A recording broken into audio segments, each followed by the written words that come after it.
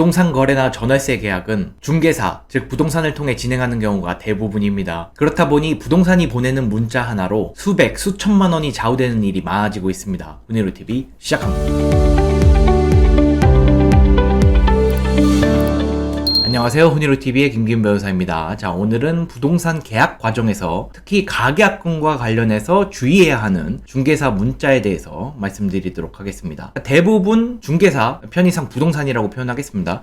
부동산을 통해서 매매 계약이나 전월세 계약을 체결하기 때문에 이 부동산이 보내는 문자를 무시하셔서는 안 됩니다. 부동산이 보내는 문자에 따라서 계약 내용이 정해질 수도 있기 때문에 반드시 신중히 판단하고 대응하셔야 합니다. 우선 이 가계약금이라는 것은 제가 이전 영상에서도 자세히 설명드린 바 있는데, 다른 사람이 나타나기 전에 선점하려는 의사로 입금하는 이 금원, 대부분 이러한 의도로 가계약금을 입금하시죠. 이를 가계약금이라고 합니다. 그래서 가계약금을 입금하고 실제로 본계약까지 체결되었다면 아무런 문제가 발생하지 않는데, 가계약금을 입금한 뒤에 본계약을 체결하기 싫은 경우가 있습니다. 그래서 본계약을 체결하지 않으니까 가계약금을 반환받을 수 있는지, 이게 이제 쟁점이죠. 그래서 가계약금을 반환받을 수 있는지는 이 가계약금을 입금한 전후 상황에 따라서 가능 여부가 결정되게 되어 있습니다. 그러니까 무조건 가계약금은 반환받을 수 없다, 이것은 분명히 아닙니다. 상황에 따라 달리 판단되는 것입니다. 그래서 제가 이전 영상에서 이를 자세히 설명드린 바 있는데, 그것을 요약해서 말씀드리자면,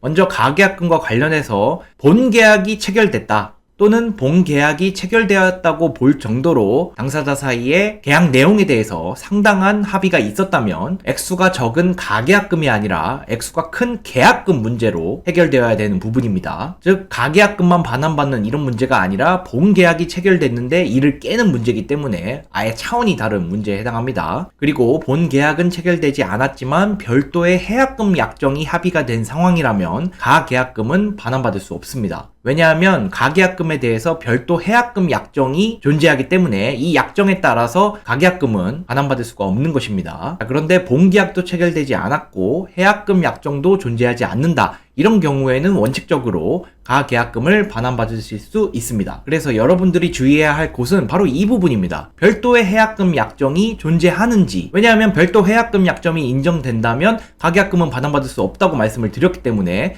해약금 약정이 있냐 없냐, 이것에 따라서 가계약금을 반환받을 수 있는지 없는지가 주된 쟁점이 될 것입니다. 자, 그런데 이 해약금 약정이 바로 부동산 문자로 진행되는 경우가 대부분입니다. 즉 가계약을 체결했을 때는 우리가 실제 집주인을 만나는 경우가 거의 없습니다. 집주인을 직접 만난다는 것은 사실상 본계약을 체결할 때 그때만 만나는 것이죠. 그래서 부동산에서 이런 문자를 받으시는 경우가 많습니다. 자, 임대인은 가계약금의 배액을, 임차인은 가계약금을 포기한 뒤 계약을 해지할 수 있다. 또는 본계약을 불이행하는 경우 가계약금은 위약금으로 한다. 임대인은 배액 배상, 임차인은 포기, 이런 내용이 있다면 가계약금에 대한 해약금 약정 내용이 있는 것입니다. 그래서 이런 내용의 부동산 문자를 받으셨다면 주의하셔야 합니다. 그래서 시간적 선으로 따졌을 때 이러한 부동산 문자를 받고 나서 내가 만약에 가계약금을 입금했다면 가계약금을 나중에 반환받을 가능성이 상당히 적어집니다. 왜냐하면 해약금 약정을 보고 나서 내가 입금을 한 것이기 때문에